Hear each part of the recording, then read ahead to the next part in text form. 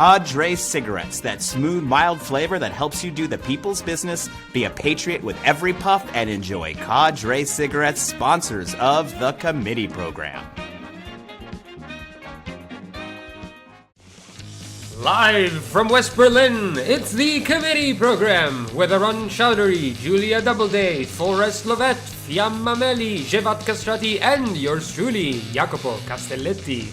We begin the show thousands of kilometers from Charlottenburg, where Arun is on his way to an important client meeting in the free Republic of Equatorial Fredonia. But first, he has to prove his puffin has been vaccinated. No. Here's my CDC card and actually my Green Pass. I have 1 Johnson & Johnson, 2 Pfizers, and a Moderna. I'm a bit of a vaccine influencer. And Oscar. Oscar? Oscar's the puffin's name. Yeah, Oscar's had a single shot of Sputnik, and here's his little card. It's very cute. Oh, hello, Mr. Puffin. They're entitled to names, and his is Oscar. Yes, quite. They have given you Sputnik, poor little creature. Oscar? For us, this is not the best one. Okay, look, there's nothing wrong with Sputnik. It's a hell of a vaccine. The EU signed off on it. I'm pretty sure you can go ahead and check that. They approved it in Bavaria, and those are actually extremely white people in Bavaria. They bought like 2 million doses, okay? And if it's good enough for the white people of Bavaria, I feel like it's going to be fine for us. Mr. Chowdhury! Mr. Chowdhury! Oh, hi, yes, that was me on the cover of Government Videographer magazine, and of course, I would be happy to sign your copy. No. I am Sultana Maltana, here from the National People's Republican Party. We must get you to headquarters. Yes, sorry. Okay, well, I've just got this one bag here, yeah, and then Oscar over here. Excuse me. I am the political director, not your driver. Oh my gosh, Jax, of course, sorry. We're really quite modern in the committee. I don't want you to get the wrong impression. Just, I didn't realize. Regenmaske Dusenfrasenfru. Okay. Yeah. Again. Okay, Mr. Chowdhury, now we are ready. Okay, so follow me. I am driving you today. But you aren't my driver. Y'all don't do the cancel thing here, right? That's not really taken off?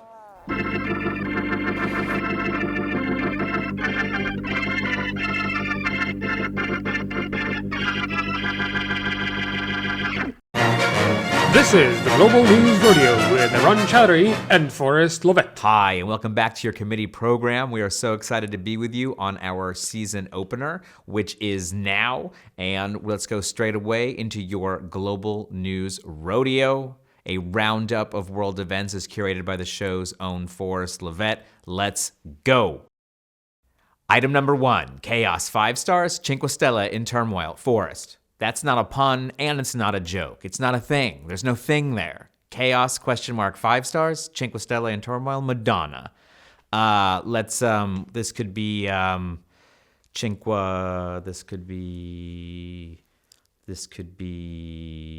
Tropo turmoil, right? Something like that. Just a little something, right? Tropo turmoil, Cinque Stelle.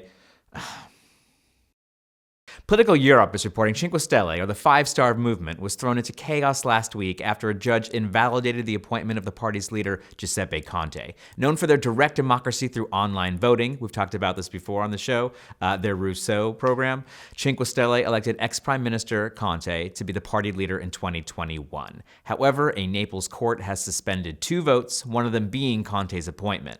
The court stated that there were grave defects in the decision-making process. Tensions within the party were already high during recent presidential elections, with party members lashing out at one another. Beppe Grillo, the party founder, the comedian, the kind of Jon Stewart-ish character, is expected to fill the leadership vacuum and to try to tackle the legal hurdles. Okay? Forrest, though. Cinque Stelle is an incredibly important story, so let's stay on it, and let's try to craft something, funny, engaging. There's something in the title that makes people want to listen to the rest. That's why we do it. Item number 2, Freedom. Far-right convoy shuts down Canada. The Socialist Workers reporting that the Freedom Convoy in Canada, you've all seen the pictures, has now prompted the capital, Ottawa, to declare a state of emergency. Large-scale protests began in January with long lines of semi-trucks and other transport vehicles blocking roads in opposition to mandatory vaccinations for truck drivers crossing the U.S. border. Unsurprisingly, far-right nationalist groups have mobilized around the blockades, which have surrounded the Parliament building in Ottawa. The Canadian Trucker Alliance says that 85% of the truckers are already vaccinated, and it seems most of the protesters are not truckers, but far-right organizers looking to capitalize on dissent. We're already seeing, again, some messaging about how this is going to shut down a lot of actual people who are not just truckers, but who have union jobs in many other parts of the supply chain. It obviously is coming from people who have money, and I don't know, there's something about chaos that can sometimes just be appealing. And I feel like some people who are sometimes more sensible on the left kind of looked at this and thought, yeah, choke point organizing, we're messing them up. But these people are not your friends, just like Mom said. Item 3, no merci. Paris bans Freedom Convoy. Deutsche Welle is reporting that French police have declared a similar Freedom Convoy, just like in Canada, will be banned in Paris. 6 separate convoys of anti-COVID demonstrators started in the south of France on Wednesday and were planning to arrive in the French capital and then on Brussels to demand an end to restriction. Authorities in Paris said they will refuse the attempts to block roads and borders at least from February 11th to the 14th. The mayor of Brussels has also stated the convoy will be banned in the Belgian capital. Similar protests have been organized around the world, taking inspiration from the Canadian convoy. I do have to say, it feels right that we ended the last season talking so extensively about Canada, because we're beginning this one with a focus on this oft-neglected nation when it comes to politics, and not, creepy stories about really oppressing indigenous people and sweeping that under the rug under the guise of fossil fuel profiting. Item 4, Libya limbo, country names new PM. African News is reporting the Parliament of Libya has voted to replace its current prime minister with a new one, the Speaker of the House, Fathi Bashagha. Adding to growing tensions, the country now has 2 PMs, with the existing unity government, Chief Abdul Hamid al-Dabaa, also holding the PM title. Both men have support from rival armed factions based in the Libyan capital of Tripoli. Just last week, Daba's car was struck with gunfire in an assassination attempt. Bashagha's government is tasked with scheduling a new election this year to avoid further division and elect one undisputed PM. Officials want to avoid similar schism that occurred in 2014, which escalated into a civil war. A civil war that probably wouldn't have happened without certain influences from the West. And it's just interesting, as we are sort of on the brink of maybe another war, just sort of the promises we make, why they're made, to whom they benefit, and then what happens when they are and aren't kept. It's a big mess, and it's not great. Item 5, along another watchtower, talks fail between Ukraine and Russia. Forrest, I don't know. It's sort of like, it's, I guess it's the Bob Dylan song. Is that what we're doing? All right, you know what? You don't have to redo that one. We'll be fine. Item 5, along another watchtower, talks fail between Ukraine and Russia. The Guardian's reporting that no agreements were made on a day of talks in Berlin between Ukraine and Russian representatives. I want to add, I didn't know they were happening in Berlin. No one told me. I was here. The diplomatic discussions facilitated by French and German officials were the latest attempt to erase Russian and Ukrainian friction as troops assemble along the borders and missile tests are planned in the Black Sea. President Biden told NBC News American citizens should leave Ukraine now. We're dealing with one of the largest armies in the world. This is a very different situation, and things could go crazy quickly. That does not sound hysterical at all. The British Defense Secretary Ben Wallace and Foreign Secretary Liz Truss will now travel to Moscow. British PM Boris Johnson said, "This is probably the most dangerous moment, I would say, in the course of the next few days in what is the biggest security crisis that Europe has faced for decades. We've got to get it right." I mean, it's hard to argue with that. Of course, we've got to get it right. But even, talking about Libya in our last one, what does getting it right mean? What does ratcheting up the crisis with this kind of talk mean? What does it mean for people on the ground who actually will get caught up in a war? Because war is war is not only a horrible thing, but it's the most horrible to those who sort of need it the least, right? The poor, working families, people who are marginalized. These people are not the people who are helped or aided by a war in any way. And so anything anyone does that is not to de-escalate the situation on either side should be viewed as an enemy of ordinary people. Ciao and welcome to your polling predictions on the ones, updated bi-monthly by your committee program.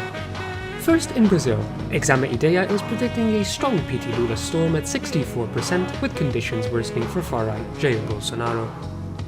In France, Emmanuel Macron is the only candidate above the mid-20s, with the rest of the pack including right-wing Marine Le Pen and left-wing Mélenchon at 15 and 10 respectively. Pécresse, blowing in from the centre-right, is in a virtual dead heat with Marine Le Pen, while the farther and far-right political commentator Eric Zemmour is still at 13, despite predictions that this storm would dissolve, thanks to Elabe polling. In Australia, the right-wing Liberal Party is holding about even, with the Labour opposition at 37 and 35 respectively, with the Greens and far-right barely registering as precipitation per Essential Report Australia. In Colombia's CELAC poll, Petro of the left CH party matches the conservative LGAC party, with both clocking in at 38, but the centre-right PDO party of Char at 16 gives the forces of the right an edge, with the next highest being the ACI, or Indigenous Party, at 11%. The centre-right also doing well in a snapshot Kenya, with Ruto of the UDA at 46% and Odinya of the ODM Liberal Party at 35%, but it should be noted that Ruto has been losing support at a pretty decent clip, while Odinga has been picking up some steam per Radio Africa. Costa's gamble in Portugal paid off big, with his Socialist Party gaining 11 seats, although this did mostly come at the expense of the Left Party, which our viewers will have mixed feelings about. Republic of Korea Real Meter poll has Young Suk-yeol of the conservative PPP leading DPK's Lee Jae-myung 43.4 to 38.1, worth keeping an eye on. Finally, in Uttar Pradesh in India, we are seeing an increase in support for the SP, a centre-left party, although it falls slightly short of the right-wing NDA party and comes at the expense of another centre-left party, the BSP. This per Ground Zero Research, thank you so much, and stay safe out there.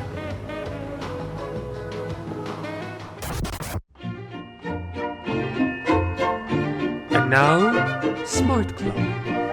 Hi, welcome back to the committee program. We are here today doing a French election update in two parts. First, with Ninon Lagarde. Ninon, you've been on the show before, and you were talking to us about the popular primary, which we're going to hear a lot about, and we have heard a lot about, but you have moved on and have a new project. Can you tell us what you're now doing in French politics ahead of this election, which is happening soon, folks, so everybody's Yeah, thank you. Thanks for having me. Yeah, I've been working with the Primaire Populaire for quite a long time, but now I'm more focused on making sure that everybody who has the right to vote can vote, because it's a huge problem in France. It's super hard to go to vote for a numerous reason. Like the whole system is completely fucked up. Like it's super hard to find where you can vote, how can you vote, and there is a lot of people who are not registered to vote and don't know about it. So right now we are having a huge campaign with like an open 24/7 hotline to help people doing their administrative paper to make sure that everybody who wants to vote have access to vote, and that's already a lot. Yeah, and I'm actually sad that Julia Doubleday from the show is not here, because this is her number one gripe with campaigns. That's not what you're doing, but is that campaigns actually never do enough how do you actually vote stuff, because like if you lead someone all the way to the water, but they still don't drink out of it, it's a problem. Like you actually need people to get there.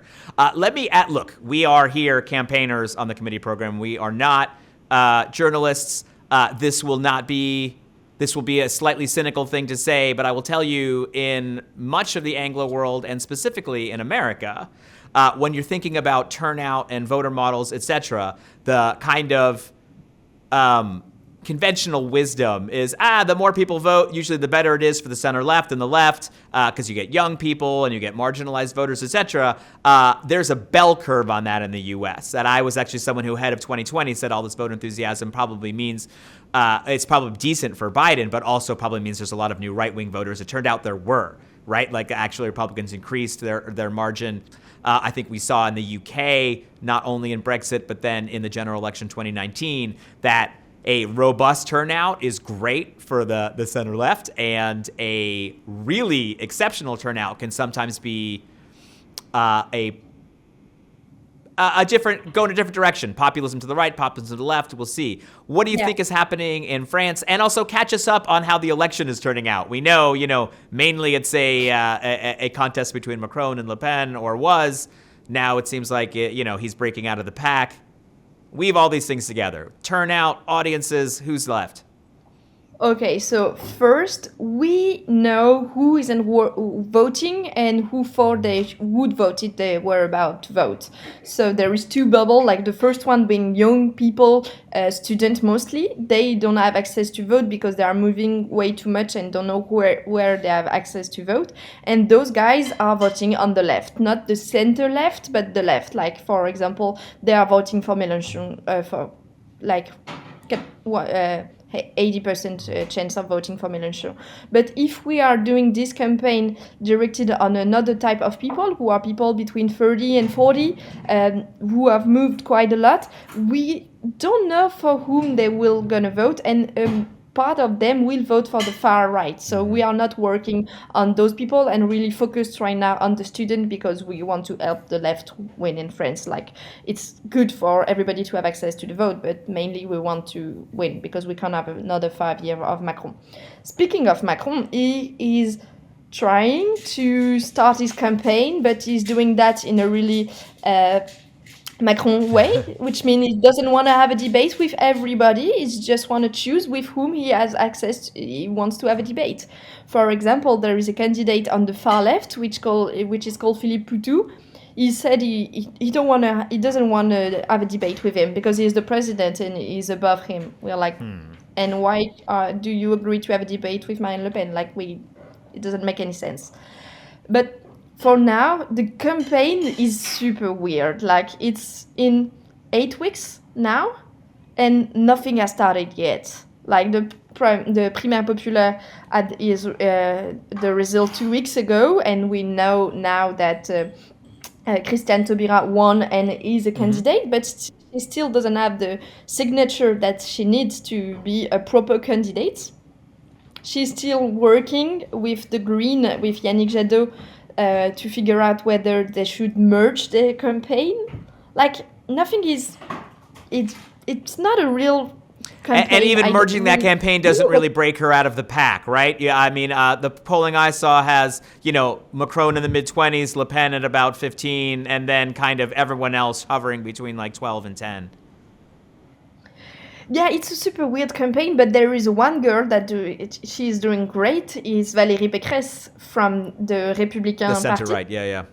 Yeah, the center, right. Okay, right. yeah. It's It's like Le Pen and Zemmour seem to just pull everything to the right, so, it's hard to even tell for us. Yeah, everybody moved to the right, but they are still really on the right. Like, for example, she has the same ideas as Nicolas Sarkozy, and she's saying awful stuff on migrants and everything. And she is doing great, because the two guys at the far right, Marine Le Pen and Zemmour, they are not doing great. Their campaign isn't working a lot, and people are figuring out that there are clowns, and they are not properly people who can be president. Like, they have problem on TV show. They don't know their files, and they are not super serious. But she is good. She has a great team. Her campaign is smooth. She has no problem. She managed to unite the right.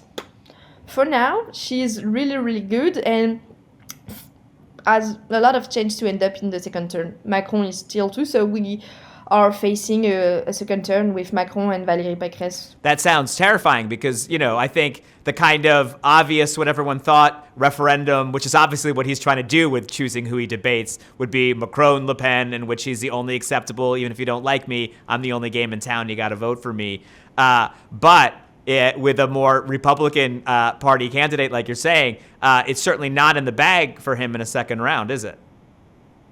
Yeah, it's quite new, so we don't know how the voter will change their mind. But in a second turn with Valérie Pécresse on the right and Emmanuel Macron on the center right, she might win, because we are a country where people are on the right and not on the center right, and especially this political party, people love it.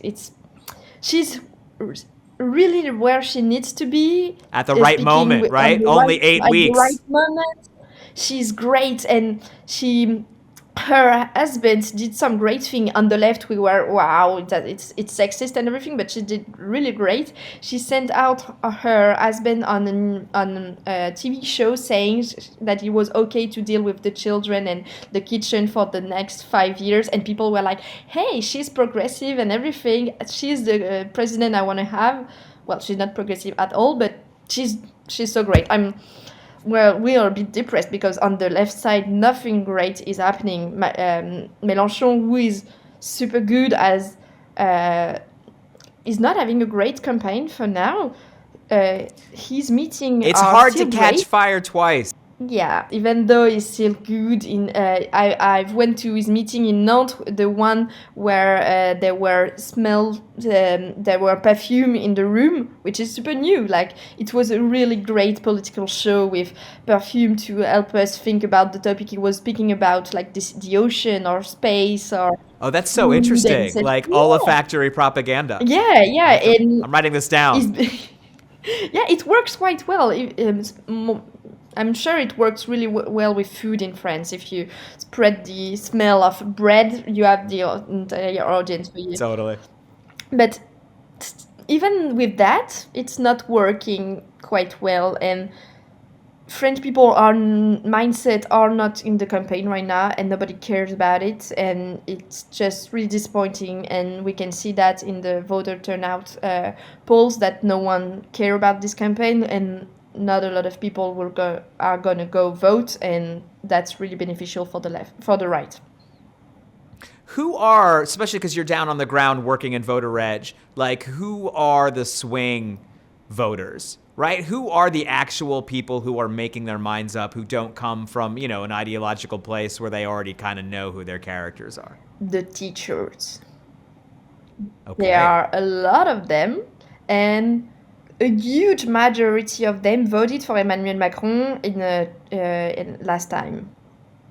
And right now they're super pissed because their minister has done some terrible thing and is not good at all. Is being awful with the pandemic, and all of this work is quite shitty. But the teachers are on the center right, most of them, but right now they're super angry, so the left is trying to help them become angrier and angrier in order for them not to vote Macron again. And it's a lot of people, and I think they will have a really huge part to play in this campaign. That's interesting. And then where do you find sort of, the perennial swing voters in a country like Italy are the kind of gray economy, gig worker folks? In France, where are those folks coming down? Folks who sort of make up a populist element who does sort of seem like they can go either direction when it comes to candidates. I don't know that part that well. I don't know a lot of things about people who vote on the far right in France. Like Zemmour is really quite new, and no one tends to understand who is voting for him and who is voting for Marine Le Pen.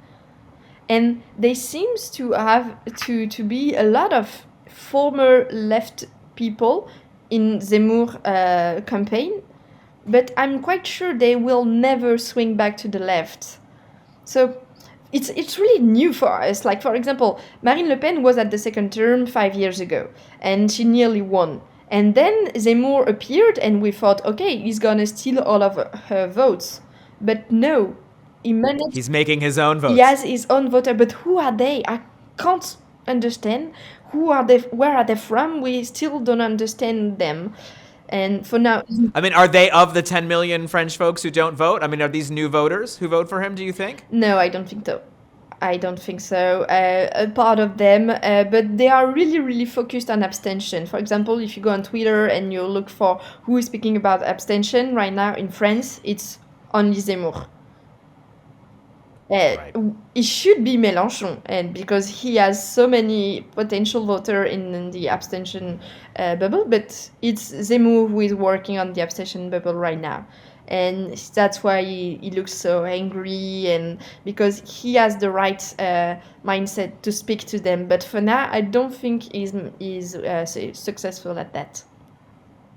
No, which is clearing this, clearing this way for what looks like a more sensible right, but is in fact a fairly extreme right, to maybe cruise through. This is a very American story. It's funny. The more you're sort of talking about this, the more, voter registration problems. The more it starts to sound American. It's really American. Like, for example, you didn't know who voted for Trump. Like, you were like, who are these people? And we are the same type of shocked people. Like, but who are they?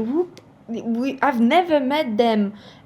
Like, in my life, I have friends on the right, and I know I've met with people who vote on the far right. But Zemmour, I don't know who they are. Where they come from? And I think one thing to understand when it comes to these voters that we found, or especially with these Trump voters, is sort of values versus policy. So in focus groups in Iowa, with folks who voted for Obama in 2008, voted for Obama again in 2012, and voted for Trump in 2016, this was obviously people who folks wanted to have a conversation with. What's up? So the question was, what's up? And the answer was, I really respected Obama and liked him, and I really liked Donald Trump's policies. And you'd be like, healthcare was a really good example. I didn't like Obamacare. You're like, well, you didn't like Obamacare, which happened in the first term, and you voted for him again. Why, if you didn't like his signature move? And they said, because I understood why he did it. His mother, she died young of cancer. She was sick. This was something that was important to him to address, and so he did his best to address it. And the fact that, and I trust him, and I didn't agree with the outcome, but he's a good man, and it was the good reasons. But when it comes to Donald Trump, it's like, he may be inarticulate about wanting to kick migrants out of the country, but it's what I actually want. And so sometimes it is funny how people can separate this sort of intention of their leader versus the policy of their leader and accept them both in different ways. And so I think people are more internally consistent than we give them credit for. It's just we don't understand the consistency, and we think that it's political loyalty because we work in politics, and this is how we work. Exactly. Yeah, you're completely right. But one thing that will happen in 3 weeks. In 3 weeks, we will have the complete list of real candidates for the presidential election, because they need to have 500 signatures of local elected people. So once we have that, the campaign can start. And right now, it's super hard to read through this campaign because we don't have the list of candidates and the topics of the campaign. But in 2 weeks, we will have them, and we will know where things can move and who can move from here to here.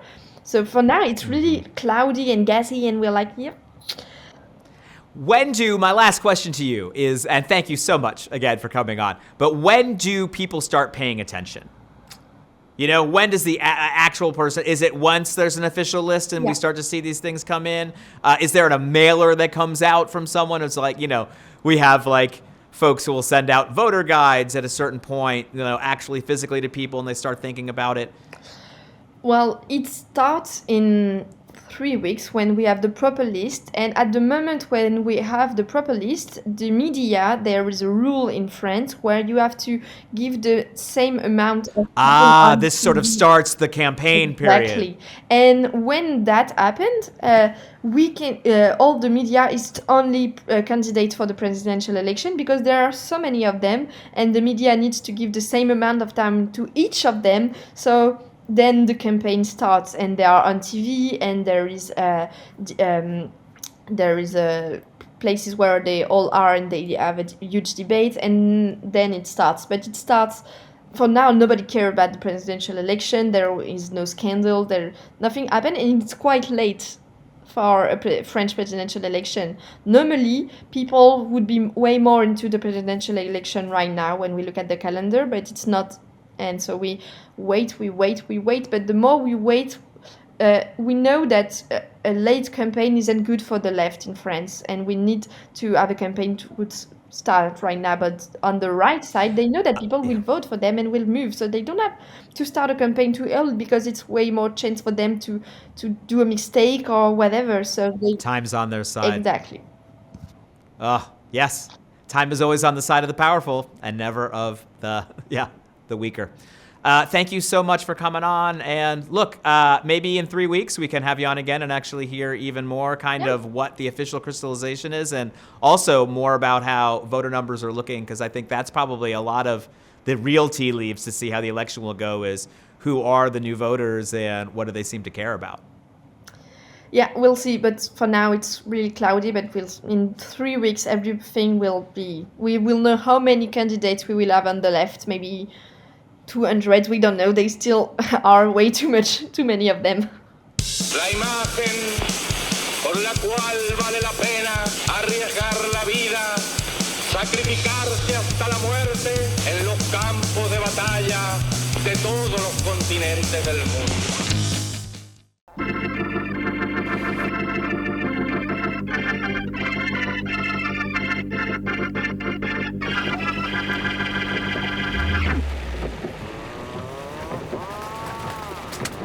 Do you mind if I light up a cadre? Our pride and our ticket to flavor country. Please, go ahead. Somehow I thought you would say that. Sponsors of the show and all. Don't worry, Oscar, okay? Don't worry, it's just a little rain. It's the season, So you'll see the favorables are high, but so are the unfavorables. Look, in the end, the favorables are the unfavorables, and vice versa, am I right? I don't know. This sounds like the kind of thing consultants say to make money off honest folks like me. Right? No, but really, look at these mock-ups of the billboards, you see? Look over here what we did. Careful. You see, the obstacle, it is the opposite. Arun, these are wonderful. I love the way the design uses Montel's bald forehead as part of the logo. Yes, you see, any obstacle, even baldness, is a strong messaging opportunity. This is fantastic. I am afraid for reasons I will have to explain, it won't really work. Why? Is President Fluff a bit of a dick or something? Well, first, he is my husband. Oh, yikes, sorry. Second, he is dead. Dead? What will happen with committee's latest, late and most deceased client? Does he smoke cadres? Keep supporting the committee program and maybe we will keep this story going so you can find out. And now, back to the show. Welcome back to the committee program and for our second part of our French election update. But first, cadre cigarettes, without regrets, with self-criticism, never a rough puff with the people's cigarette, cadre cigarettes, sponsors of the committee program. With us is Clement Pairot, who is part of the popular primary, one of the driving engines, and in fact is someone who I met as a bright young organizer on Bernie 2016, back when it all meant something. Clement, hello. Hi.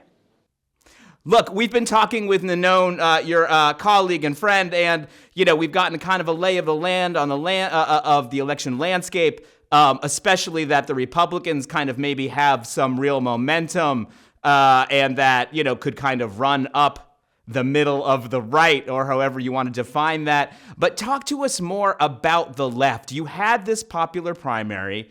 How did that all turn out, and where does it stand now, 90 days away from the election? Okay, so we are around 59 days to the first round. Oh, sorry, 59 days to the first round, and at the moment the left is still in the mess. The offer of the popular primary was to have all the left citizens affiliated. Citizens to vote for the best candidate to aggregate the electorate. Fact is, the boycott of some parties led to a result, which is the proof that the citizens are very strongly demanding a gathering, because the candidate who won is the candidate who was supporting the idea of a gathering, a merge of the left candidacies toward a unique or an aggregated one to have the capacity to win, who is Christian Taubira. But at the moment, the clarity of the political chess is clearly not there, because we have one concretely one more candidate. Fact is, she is a candidate who is still pushing all the other ones to talk, to negotiate, to find a way to win together, because at the moment they can't win. And especially, it's something important to see. Mélenchon says he is capable to win. He's actually technically in a very short and narrow path, capable to pass to the second round, but he can't win by himself the second round. So, and we are here to win, because if we just go to the second round and get defeated, it won't change anything for the daily life of French people. No, absolutely. I mean, do you think there is an anchor for a non-Mélenchon-led coalition of the left that can compete all the way into the second round? I mean, does he sort of prove himself to be the real anchor here, or is it really a question of people just having a moment of good faith negotiating to sort of see what they can add together? Mélenchon or not Mélenchon. The question is the dynamic that can,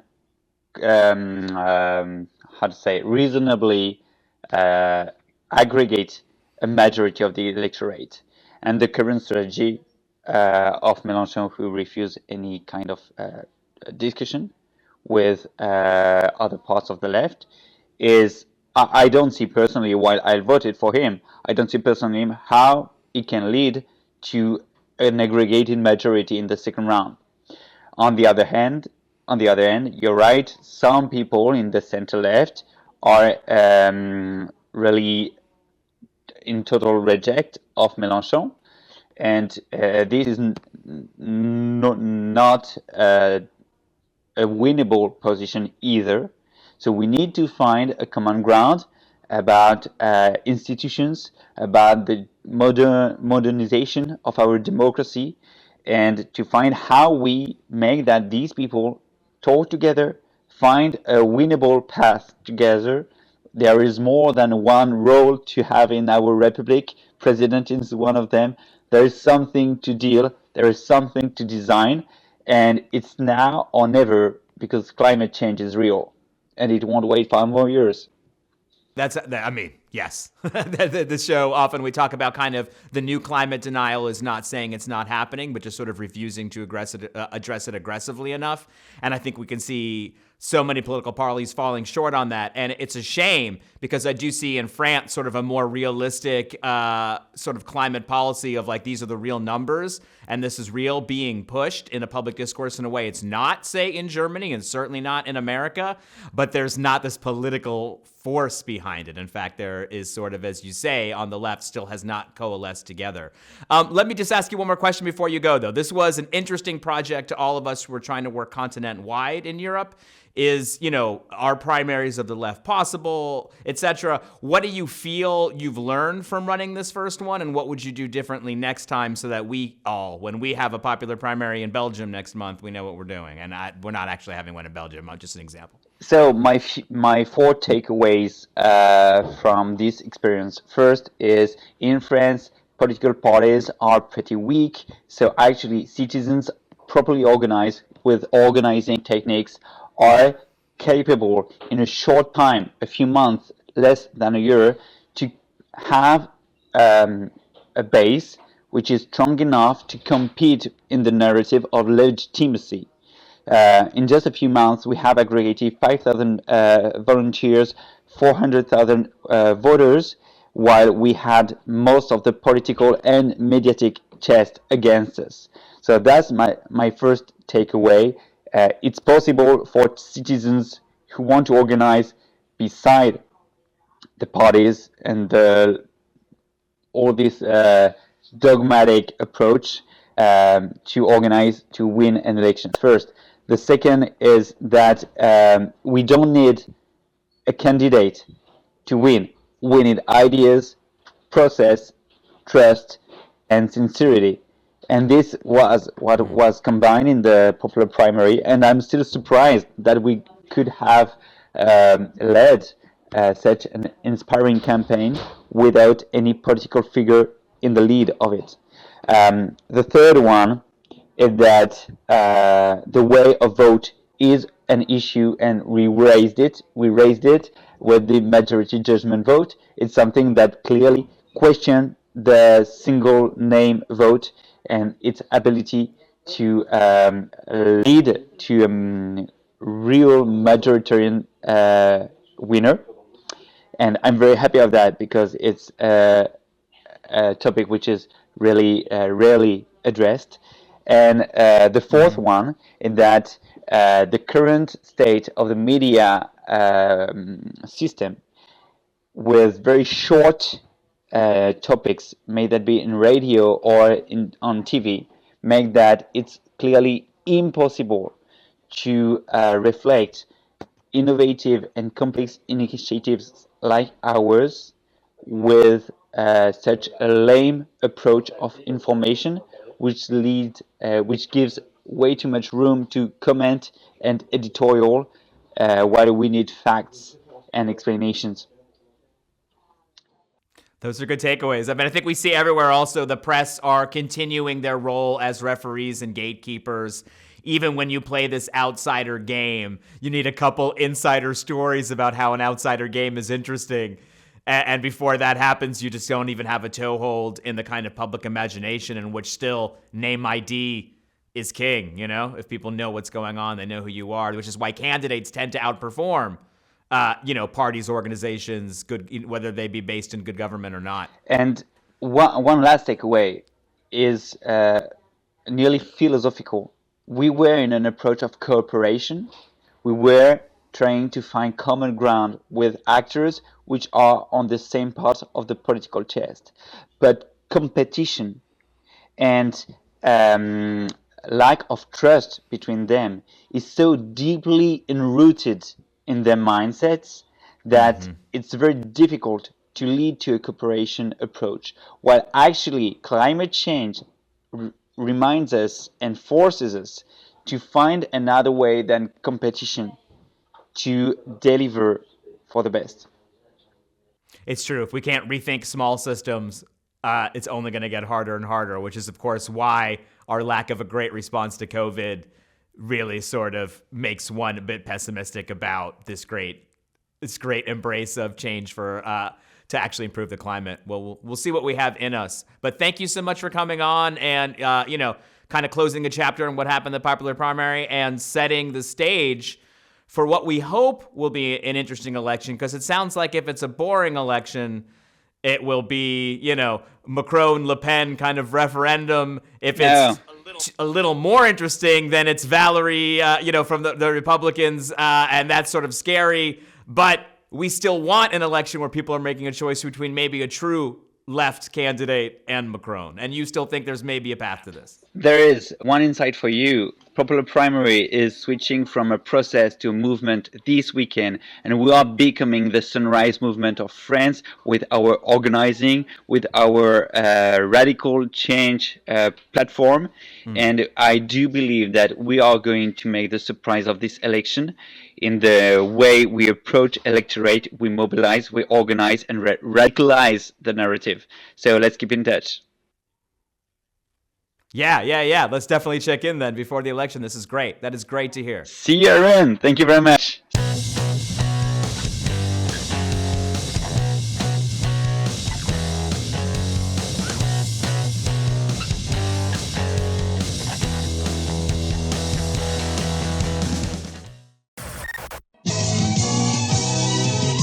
And now, Committee at the Movie.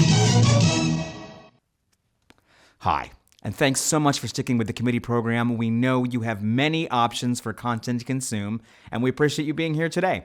And of course, thanks to Cadre Cigarettes, our sponsor. That fine blend of Carolina and Turkish tobacco, which creates something uniquely Fredonian. That smooth, bold flavor and sophisticated aroma that surrounds the cities from the countryside. That's Cadre Cigarettes, sponsors of the committee program.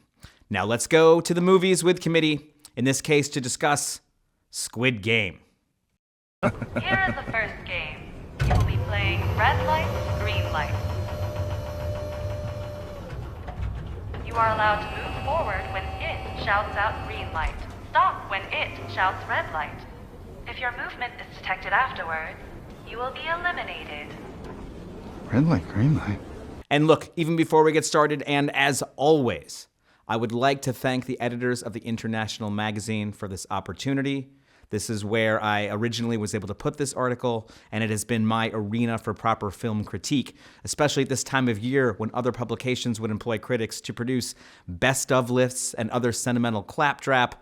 We are laser focused on doing the real work because we are made of sterner stuff, dear viewer. We have spent this whole year talking about how to critically watch things, and that means we're going to systematically look at this TV series and make a clear-eyed examination of the latest small screen offering to capture the global public imagination in 2021, and that was, of course, the South Korean miniseries Squid Game.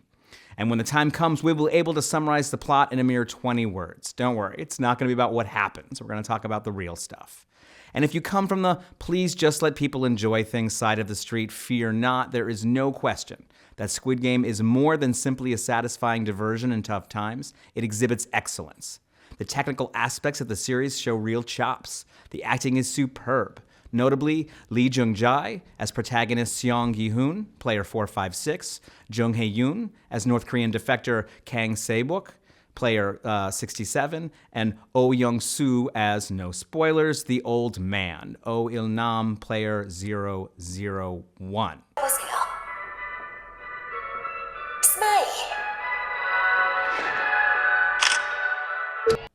The production design is done with extreme care and taste. It is very, very good. There are both homages inside it and innovations. Cinephiles amongst you will note, and the rest of you can take comfort in now knowing, there's striking similarities in the staircases in the arena between the set of Squid Game and the Dr. Seuss design structures in the children's film classic, The 5,000 Fingers of Dr. T. It happens in an amazing castle with a tickle-em-to-death torture chamber and a 500-player piano with 480,000 keys.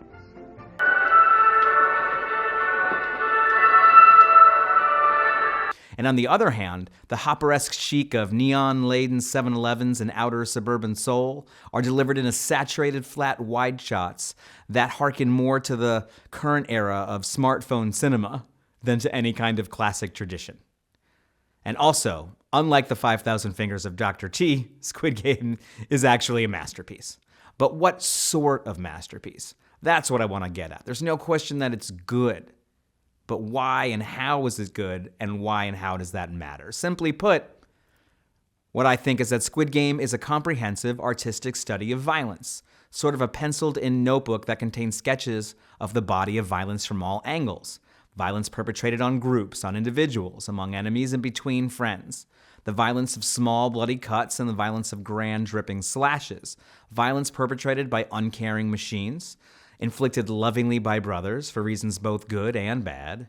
It all happens again and again. The plot of Squid Game, that of the consensual abduction of hard-on-their-luck citizens to compete in deadly trials against one another for a large cash reward, see, I did it in 20 words, is a delicate mechanism made to shepherd the audience seamlessly from one scenario into the next without mercy and without boring us, ratcheting up the stakes skillfully, and always, always exploring violence.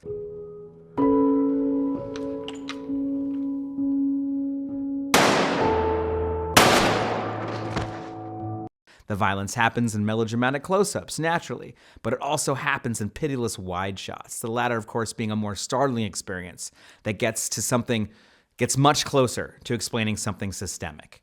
But for all that, dear viewer, we never quite arrive at anything conclusive. We are held back from learning anything, this lack being the hallmark of the modern entertainment industry wherever it thrives. The joy of watching Squid Game is in this sense the same as the Great British Bake Off or Law & Order Special Victims Unit. The exhilaration of watching process unfold competently is incredibly soothing. It's what keeps us coming back and again to numerous cooking channels and endless procedural dramas, police dramas. But in this way, it is mere escapism. It is most pointedly not a true critique of capitalism as it has often been advertised. Why does that matter? Why is it important to correct this misperception other than being obnoxious people who like to do things like that. First of all, look, we do this to spare people some embarrassment. For those who may have only watched a few other Korean motion pictures, such as Bong Joon-ho's Parasite, they may quickly jump to the conclusion that there is this implicitly populist streak running through Korean culture, not realizing that a more thorough look would reveal a grand thematic breadth and topical breadth of filmmaking that is comparable to any North American or Western European filmmaking nation. But more importantly, we offer this correction because for cinema to be useful, as many of us believe it should be, it has to reflect and inject a revolutionary consciousness in the audience. And this is the tricky bit. Hollywood and modern Western cinema is set up to depict scenes of engagement. While what's wrong with our political economy and what's wrong with our political economy and the key to third cinema, as defined by Solanas and Catino, is alienation. Squid Game's creator Hwang Dong-hyuk clearly has some decent politics. The issue of the North Korean defector is handled delicately, though clearly through the lens of a South Korean citizen. Even better is a depiction of a Pakistani immigrant, Ali Abdul, player 199, who is held in unfair labor conditions and is played extremely sympathetically by Tripthai Anupam. But all the empathetic plot points, a mother who needs an operation, a seemingly perfect businessman concealing a crime, the sort of save the orphanage plot points that get our characters exactly where they need to be for idiosyncratic reasons, as much as for systemic ones. For Squid Game to work, this is crucial because the ugly systemic secret is that the world we actually live in, these deadly games would be way more meritocratic than any life lived under real capitalism. You've got a small but measurable shot at success in the game system. Probably about the same as a startup, starting on the new and exciting journey of figuring out new ways to share photos on the internet. Your percentages are the same, but the truth for most people living on our planet today is that you have zero chance. You were dead before the boat even sank. You would be crazy not to join in these homicidal activities, not because the bottom fell out of your life suddenly, but because you are fully aware that you are never going to be given a chance in the first place. Money is the only thing that makes money. The resourceful, if human, need not apply. To participate in the Squid Games is quite literally the best deal you are going to be offered in your life. Reality is exemplified by a son spending his mother's healthcare money at the racetrack. It's millions dying because the cutoff age for insurance premium reduction is altered by a small 10%. The former is engaging, the latter is alienating, though it holds a bigger body count. To dress up the guards and executioners of the gaming complex in impenetrable opaque spacesuits is the sort of alienation you'd think you'd want, but in order to have an engaging plot, those masks come off an awful lot. The humanity of the apparatus peeks through the cracks and precisely at the wrong times. And all this makes us ask the question, how do you make alienation engaging? True feelings of collective action on screen are rare. The Battle for Algiers, a famous left-wing film, famously concludes with the failure of individual protagonists, but shows us a collective awakening. That's not the end of Squid Game. The best player, we are pretty sure, wins. This is satisfying as a story, but falls short of implicating what ails us, and falls far short of suggesting a cure. Money is the plot point, but money is at best only a symbol of capitalism, glittering heaps of gold, crisp stacks of bills. But through the lens of a culture industry, money is a conglomeration of individual pieces representing a promise, a problem, a moment, a year. Capital is different from money. It is more powerful and it is more devious. It is a wealth that when you grasp it seems to shrink of its own accord, but when it is put in the hands of the rich, it blossoms effortlessly. In the right conditions, hyperinflation being just one, capital can make a mockery of money itself, turning the poor into millionaires without meaningfully changing their material conditions. And maybe the image of currency, the great big piles, is where we come the closest in Squid Game to a critique of capitalism. When the players die, the visible pot of money that hangs in the player's dormitory increases by the share they would have received had they all won. The reduction of these humans to a mere price point is dehumanizing for sure, but it's still, in terms of the gameplay, fair and equitable.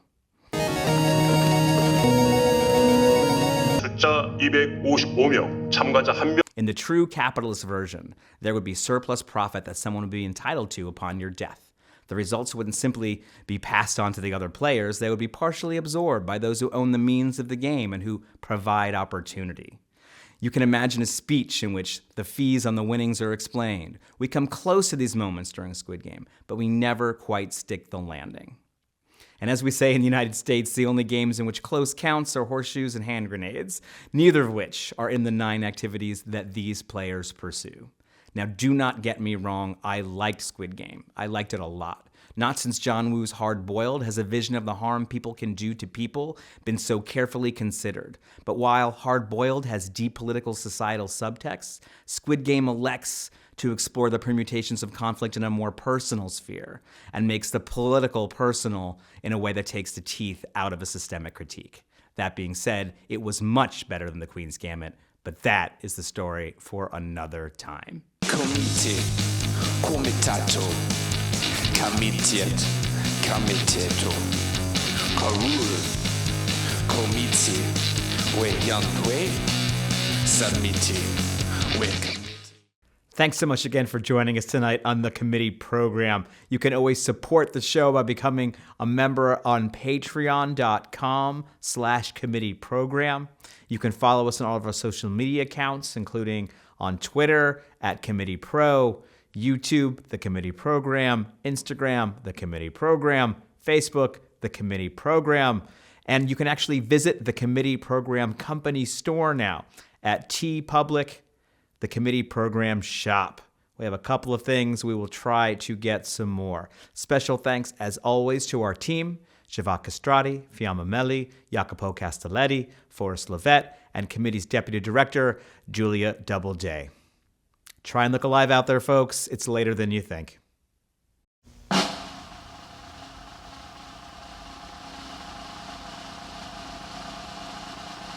It's the end of our broadcast day. Thanks for listening.